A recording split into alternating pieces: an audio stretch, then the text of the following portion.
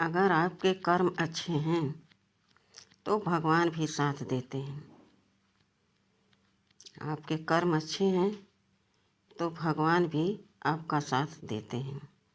देखिए, एक भक्त की बेटी का लाज बचाने भगवान खुद कैसे आए। एक गांव में एक लकड़हारा रहता था। वह बहुत गरीब था। लकड़ी काटता, बेचता, जो धन मिलता उससे अपना जीवन चलाता। तो इस कहानी से ज़रूर सभी लोग को समझ में आ जाएगा कि जो भगवान पर विश्वास नहीं रखते, श्रद्धा नहीं रखते, उनको अपना बनाकर नहीं चलते, उनसे अपनी बात शेयर नहीं करते, मनमानी करते हैं, तो उनके साथ क्या होता है वो तो सबको मालूम है। लेकिन जो भगवान पर भरोसा रख के, विश्वास रख के, दृढ़ निश्चय से इस संसार में अपना जीवन यापन करते हैं, जैसे चलता है वैसे खुशी से चलाते हैं, औरों पर दया, करुणा, प्यार, स्नेह सब कुछ लुटाते हैं। जैसे एक लकड़हारा किसी ज़रूरतमंद को कोई चीज़ चाहिए, उसके पास है तो तुरंत देता, और नहीं होता तो दूसरे दिन लकड़ी काटता, जब सामान खरीदता तो उस व्यक्ति के लिए वह वस्तु जरूर लेकर आता और देता। साधु महात्माओं का इतना सत्कार करता कि जो उसके पास रहता और मिल जाते साधु महात्मा तो वहीं दे देता, खुद भूखा सो जाता। और यही कारण कि भगवान उसका स्वयं रक्षक बन गए थे। वह अपना जीवन इस तरह से व्यतीत करता। धीरे धीरे समय बीतता गया। एक बेटी थी जो अब बड़ी हो चुकी है। उसकी शादी विवाह की चिंता माँ को सताने लगी। वह हर रोज़ लकड़हारे से कहती, बेटा देखो बिटिया बड़ी हो रही है, तुम अब मेहनत से काम करो, लगन से काम करो। यह भगवान के याद में जो तुम बैठ जाते हो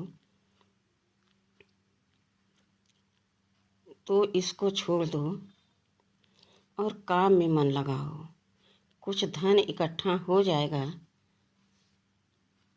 तो बिटिया की शादी कर सकेंगे हम। लेकिन वह लकड़हारा कहता, माँ भगवान पर भरोसा रखो, सब ठीक हो जाएगा। वह जंगल में लकड़ियाँ काटने जाता। जब उसके काम भर के लकड़ी कट जाती, जितने समय में उतना समय उसी जंगल में वह लकड़हारा प्रभु के चिंतन में बैठ जाता। जब उतना समय बीत जाता तब उठकर वह लकड़ी का गट्ठर बनाता और बाजार में जा कर के बेचता। उससे जो धन मिलता वह सामग्री खरीद के ले आता और माँ भोजन बनाती। माँ बेटा बिटिया आराम से भोजन करके सो जाते। इस तरह से उनका जीवन व्यतीत हो रहा था। लेकिन धीरे धीरे समय बीत रहा है। अब माँ परेशान हो रही है। बेटा आधा समय काम करता तो आधा समय प्रभु के चिंतन में रहता। माँ परेशान होते होते एक दिन माँ ने कहा, बेटा तुम मेरी बात सुनते नहीं हो, कुछ तो सोचो कि घर में तुम्हारे धन नहीं रहेगा तो बिटिया की शादी कैसे होगी। तुम काम पर अपना मन लगाओ, प्रभु का चिंतन छोड़ो, बाद में कर लेना। लकड़हारा कहता, माँ सुबह से शाम तक मैं काम करता हूँ। जो समय मिलता है उसमें मैं प्रभु का ध्यान करता हूँ। हर समय मैं काम करता रहूं और प्रभु का चिंतन छोड़ दूं, यह तो मुझसे नहीं होगा। माँ विचार करती, अंदर अंदर परेशान होती, कैसे इसको हम समझाएं, यह समझता ही नहीं। माँ एक बार नहीं सोचती कि चलो अच्छा करने दो, ठीक है, जो होगा हो जाएगा। माँ के मन में एक ही लगन, धन नहीं है, शादी कैसे होगी। यह मेरी बात सुनता नहीं, पूरा समय लगाता नहीं, इसलिए घर में धन आता नहीं। और लकड़हारा का सोच संकल्प यह था कि मैं जितना समय काम में लगाऊंगा स्थूल धन कमाने में, उतना समय हम प्रभु के चिंतन में लगाऊंगा। बराबर हमारा बैलेंस बना रहेगा। एक दिन माँ ने कहा, बेटा तुम जो कहते हो कि भगवान पर भरोसा रखो, मेहनत नहीं करते हो, अलग से बिटिया के शादी के लिए धन नहीं इकट्ठा कर रहे हो, तो क्या भगवान तुम्हारे घर में आके काम करेंगे? इसलिए तुम काम पर फोकस डालो, थोड़ा मेहनत और बढ़ाओ। लकड़हारा चुपचाप सुन लेता। धीरे धीरे बिटिया एकदम बड़ी हो गई। माँ कहने लगी, बेटा कहीं अब घर देखो, अच्छा बर मिल जाए तो तय कर दो। अब घर में तो कुछ है नहीं। बेटा ने कहा, जरूर माँ। और बेटा शादी के लिए निकल गया। जब लौटा तो माँ से बोला, माँ तुम चिंता करती थी ना, मैं रहीस घर में शादी देख करके तय करके आया हूँ। घर भी है तो बर भी सुंदर है, धन वैभव से संपन्न है। यह सुन करके माँ घबरा जाती। माँ कहती, बेटा इतने रहीस घर में तुम शादी तय करके आए हो, तुम्हारे पास तो कुछ भी नहीं है जो तुम सबको भोजन करा सको। दान दहेज की तो बात ही नहीं, कैसे होगा। और चिंता उसको सताने लगी।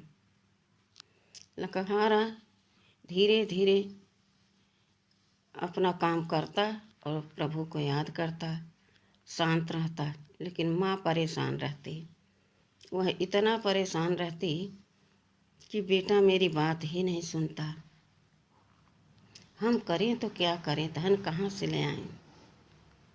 लेकिन लकड़हारा एकदम शांत। समय बीतता गया। 3 दिन शादी के रह गई।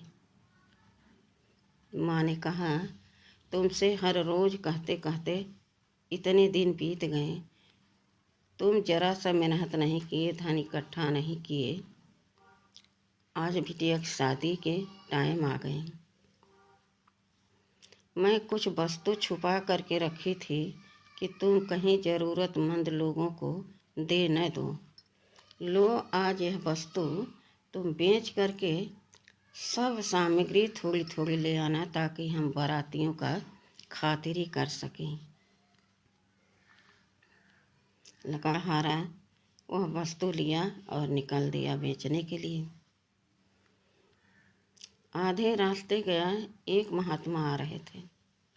वह लकड़हारे से बोले, भैया इस गांव में एक लकड़हारा रहता है, उसका घर किधर पड़ेगा, थोड़ा हमें रास्ता बता दो।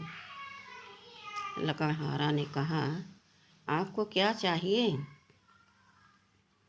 महात्मा जी ने कहा, मुझे वस्त्र चाहिए, ओढ़ने के लिए, पहनने के लिए।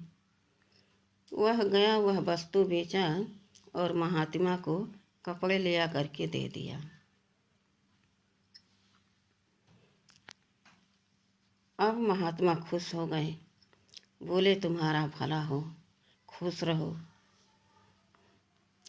विचार करने लगा लकड़हारा, अगर मैं घर गया तो माँ नाराज हो जाएगी। अगर वह वस्तु बेच करके साधु को न देता और साधु पूछते पूछते घर पर चला जाता तो माँ उसे भगा देती, तो अच्छा नहीं होता।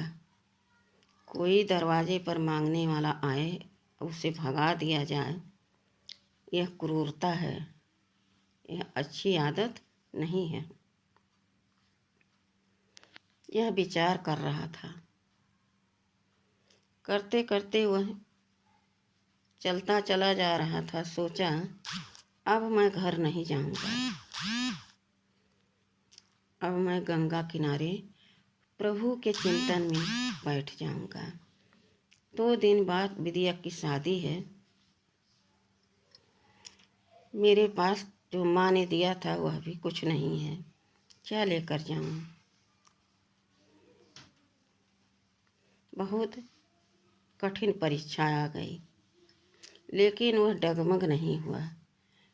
नदी के किनारे गया और प्रभु के चिंतन में मगन हो गया। प्रभु साक्षात उसके सामने खड़े हो गए। महसूस कर रहा है, कह रहा है, हे प्रभु, आप कहते हो कि जो मेरी याद में रहता है, जो मुझ पर सब कुछ छोड़ देता है, स्वयं समर्पण हो जाता है और सब कुछ अर्पण कर देता है,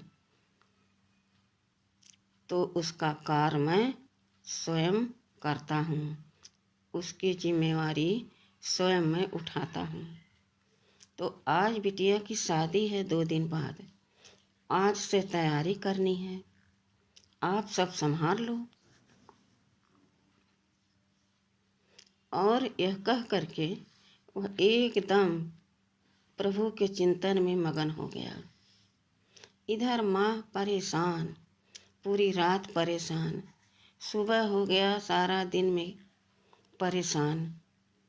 अब रात बीता, सोचने लगी वही गंगा किनारे प्रभु के चिंतन में बैठा होगा। रात पूरी बिता दिया, सुबह जा करके देखेंगे और साथ मिलाएंगे। कल मेरी बिटिया की शादी है, भला हम क्या करें। लड़का मेरी बात ही नहीं सुनता। यह विचार कर करके माता रात गुजार दी। भोर में आवाज़ आई, माँ किवाड़ खोलो। यह सुनते ही माँ भड़बड़ा करके उठी, दरवाज़ा खोला तो देखा कि लकड़हारा एक बैलगाड़ी पर सारा सामान लिए खड़ा है।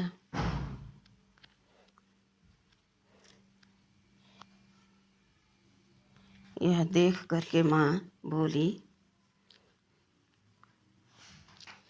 अरे बेटा, जो वस्तु मैंने तुम्हें दिया था वह इतने कीमती तो थे नहीं जो तुम इतनी सामग्री लाए हो। बेटा ने कहा, अरे माँ, जो तुम वस्तु दी थी ना वह इतना कीमती था कि महंगे दामों में बिक गया, और उसका जब मैंने सामग्री लिया तो बहुत ज़्यादा मिल गई। फिर भी माँ नहीं मानी, फिर बोली, अरे कितना भी महंगा बिका हो, इतना महंगा वह वस्तु नहीं था, न इतना कीमती था। बोला, माँ विश्वास करो, एक रईस व्यक्ति ने उस वस्तु को खरीदा महंगे दाम में, और मैंने सामग्री खरीद ली। जब पैसे मिले, माँ को संतुष्टि हुई और काम में लग गई। अब काम शुरू हो गया, शादी शुरू हो गई। नाते रिश्तेदार, घर परिवार सब देखने वाले बारात में आए हैं। कुछ लोग मजाक करने वाले भी आए हैं। लकड़हारा ने कुछ सामान तो इकट्ठा किया नहीं, पैसा धन तो जुटाया नहीं। शादी बिटिया की किस तरह से करेगा। कहता है, मैं रईस घर में शादी तय करके आया हूँ। तैयारियां होने लगी, घर जगमगाने लगा। एकदम शाही घरानों की शादी फेल हो गई। यह देखकर पूरे गांव वाले, नाते रिश्तेदार सब आपस में चर्चा करने लगे। बहुत धूमधाम से बारात का स्वागत हुआ। बारात जब भोजन कर रहे थे तो लकड़हारा उनके पत्तल उठा रहे थे। माँ ने हाथ पकड़ा और कहा, तुम लड़की के बेटे पिता हो, तुम्हें बारातियों का स्वागत करना है, तुम पत्तल मत उठाओ। लकड़हारा बोला, माँ, मुझे कुछ सेवा करने का अवसर मिला है, मेरा मन हो रहा है कि मैं कुछ सेवा करूं। माँ ने कहा, नहीं, अभी नहीं करो। इस तरह से बहुत धूमधाम से शादी हुई। लड़की की विदाई हुई। सुबेरा हुआ, लकड़हारा लकड़ी काटने चला गया। शाम हो गई, लकड़हारा नहीं आया। फिर माँ परेशान होने लगी और वही गंगा किनारे चुपचाप चली गई। वहीं जाके प्रभु के चिंतन में लगा होगा। शादी हुई, थकान हुई, यह नहीं कि थोड़ा आराम कर लें। यह सोचते हुए माँ पहुँच गई। वहाँ पर वह ध्यान में मग्न थे। सर हिला करके माँ ने कहा, अरे बेटा, शादी में थकान हो जाती है, थोड़ा आराम कर लेते, यहाँ आके प्रभु के चिंतन में बैठे हो। लकड़हारा उठा और बोला, माँ, मैं तो 3 दिन से यहीं हूँ। माँ चौंक गई, बोली, अरे बिटिया की शादी करे, विदाई करे इतने अच्छे से कि सब लोग गली मोहल्ले में बात कर रहे हैं कि बारात देखने योग्य थी, शाहियों जैसी शादी थी, इतनी सजावट, मेवा, मिष्ठान, पुआ, पकवान सब कुछ था। तुम कह रहे हो कि हम 3 दिन से यहीं हैं। लकड़हारा बोला, माँ, मैं 3 दिन से यहीं हूँ। जब मैं तुमने वस्तु दिया और बेचने के लिए निकला तो रास्ते में एक महात्मा मिले। उन्होंने कहा कि एक लकड़हारा रहता इस गांव में, मुझे उसका पता बता दो, कितना दूर पर उसका घर है। मैंने कहा कि क्या चाहिए आपको। महात्मा जी ने कहा, मुझे वस्त्र चाहिए।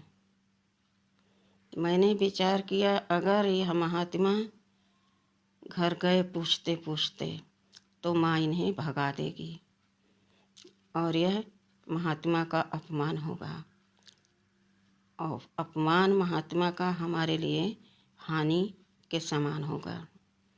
मैंने विचार किया और जो वस्तु आपने दिया था वह बेच करके मैंने महात्मा को वस्त्र दे दिया।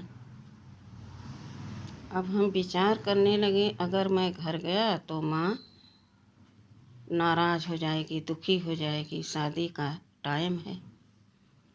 इसलिए मैं गंगा किनारे प्रभु के चिंतन में लग गए।